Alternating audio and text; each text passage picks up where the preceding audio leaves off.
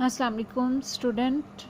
Our today topic is chemical properties of non-metal from chapter 8 chemical reactivity. Last chapter है हमारा, इसका जो हमारे पास टॉपिक है आज हम डिस्कस करेंगे मेटल्स की केमिकल प्रॉपर्टीज़ कौन कौन सी होती हैं। जैसे कि मैंने आपको पहले ही बताया था, हम इसमें जो है वो दो तरह की प्रॉपर्टीज़ होती हैं डिस्कस, फिज़िकल प्रॉपर्टीज़ होती हैं और केमिकल प्रॉपर्टीज़ होती हैं। फ़िज़िकल प्रॉपर्टीज़ ऐसी प्रॉपर्टीज़ होती हैं जो किसी भी चीज़ की फ़िज़िकल स्टेट से रेलिवेंट होती हैं। केमिकल प्रॉपर्टीज़ हमारे पास वो होती हैं जिसमें हम लोग केमिकल रिएक्शन देखते हैं उनके कि किस तरह से ये जो है केमिकली रिएक्टिव होती हैं। तो नॉन मेटल्स की अगर हम केमिकल प्रॉपर्टीज़ की बात करते हैं तो देखते हैं हम इसकी कि कौन कौन सी प्रॉपर्टीज़ इनकी शो करते हैं ये। तो सबसे पहले हमारे पास आ जाती है वैलेंस शेल। इनका जो होता है वो इलेक्ट्रॉन डेफिशिएंट होता है।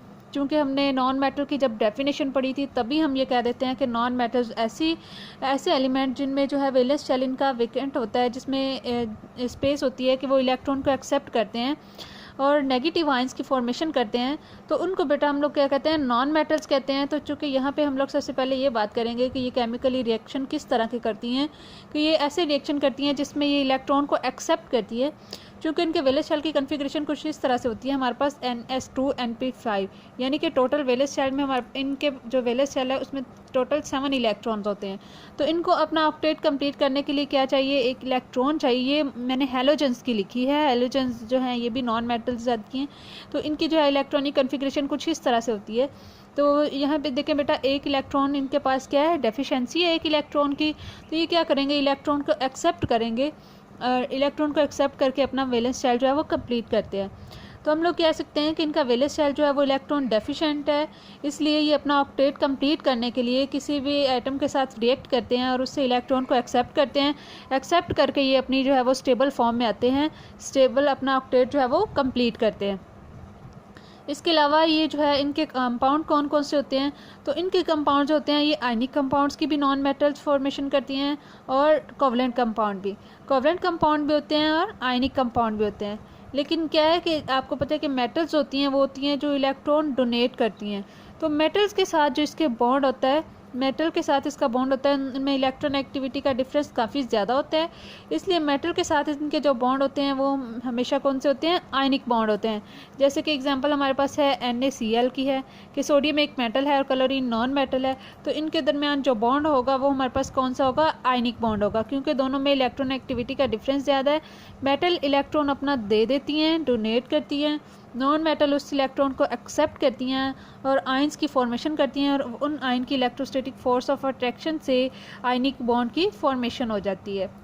इसके अलावा चूँकि जो नॉन मेटल है, अगर वो नॉन मेटल से ही रिएक्शन करेगी, तो नॉन मेटल से जब वो रिएक्शन करती है तो जो कंपाउंड बनते हैं वो हमेशा कोवलेंट कंपाउंड होते हैं।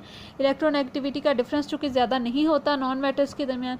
जैसे ये देखिए हमारे पास कार्बन जो है ये भी नॉन मेटल है, ऑक्सीजन भी नॉन मेटल है, तो इनके दरमियान ये जो हमारे पास कंपाउंड बना है, कार्बन डाइऑक्साइड है, नाइट्रोजन डाइऑक्साइड है, तो ये वाले कौन से कंपाउंड होते हैं, कोवलेंट कंपाउंड्स होते हैं। ठीक है, तो ये हमने देखा कि यहाँ पे कि हमारे पास जो है एक तो ये देखिए हमने कि इनका जो वैलेंस शेल है वो इलेक्ट्रॉन डेफिशिएंट होते हैं।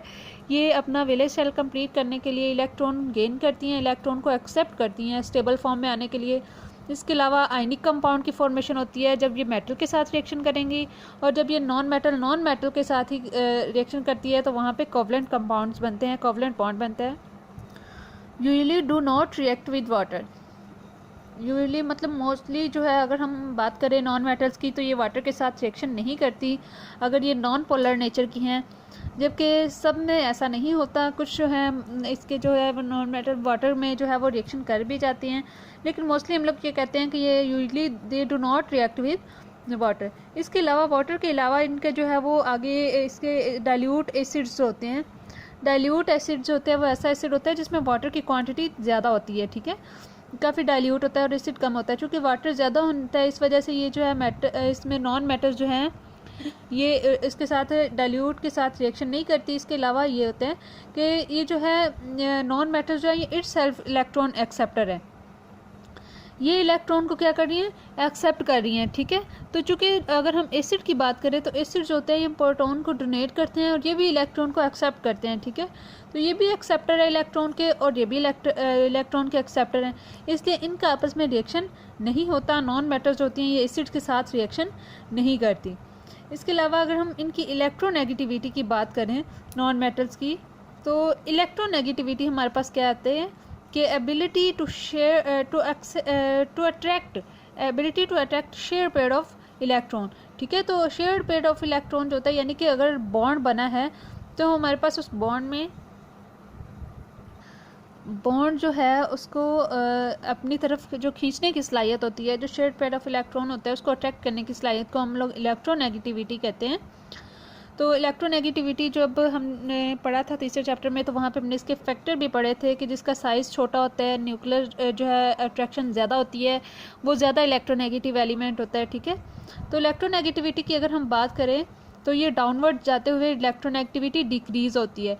उसकी रीज़न ये है कि आपको पता है जब हम ग्रुप पे टॉप टू बॉटम मूव करते हैं तो साइज़ इंक्रीज़ होते जाते हैं, न्यूक्लियस जो है वो वैलेंस शेल से उतना ही दूर होता जाता है। ठीक है, तो साइज़ बड़ा होने की वजह से इनकी जो एबिलिटी है न्यूक्लियस की बाहर वाले इलेक्ट्रॉन को अट्रैक्ट करने की, वो कम होती जाती है। ठीक है, देखिए ना, साइज़ अगर छोटा है, न्यूक्लियस अगर करीब है, इसमें अगर ये देखें न्यूक्लियस इस तरह से करीब है तो ये यहाँ से क्या करेगा, बाहर वाले इलेक्ट्रॉन को इजीली अट्रैक्ट कर लेगा। ठीक है, यहाँ से अगर कोई बाहर वाला जो इलेक्ट्रॉन का पेयर जो शेयर हुआ है उसको अट्रैक्ट, लेकिन अगर साइज़ बहुत बड़ा हो गया है तो न्यूक्लियस जो है और उसकी बाहर वाले इलेक्ट्रॉन की पहुँच से वो दूर हो जाएगा, इसलिए वो इलेक्ट्रोनेगेटिविटी उनमें कम होती जाती है। तो साइज़ इंक्रीज़ होने की वजह से डाउनवर्ड जाते हुए इलेक्ट्रोनेगेटिविटी डिक्रीज़ होती है। इसके अलावा यहाँ पे ओवरऑल कुछ नॉन मेटल्स की जो है वो इलेक्ट्रोनेगेटिविटी का एक सीक्वेंस लिखा हुआ है कि हमारे पास फ्लोरीन सबसे ज़्यादा इलेक्ट्रोनेगेटिव है, उसके बाद ऑक्सीजन है, देन क्लोरीन है, नाइट्रोजन, बोरोमीन, सल्फर, कार्बन, आयोडीन और फास्फोरस। तो ये एक इलेक्ट्रोनेगेटिविटी का एक सीक्वेंस बताया हुआ है कि सबसे ज़्यादा नॉन मेटल में कौन सा इलेक्ट्रोनेगेटिविटी नेगेटिव है, उसके बाद और उसके बाद ये आपने सीक्वेंस याद रखना है। तो यहाँ तक आज हमने जो है वो केमिकल प्रॉपर्टीज़ डिस्कस की हैं नॉन मेटल्स की, कि नॉन मेटल जो है वो कौन कौन सी केमिकल प्रॉपर्टीज शो करती हैं, इलेक्ट्रॉन इनका इलेक्ट्रॉन एक्सेप्ट करती हैं, वैलेंस शेल इनकम्प्लीट होता है।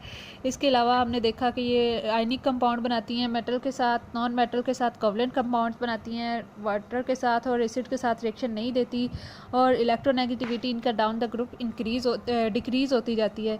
तो ये this lecture is all about the chemical properties of non metal. Thank you.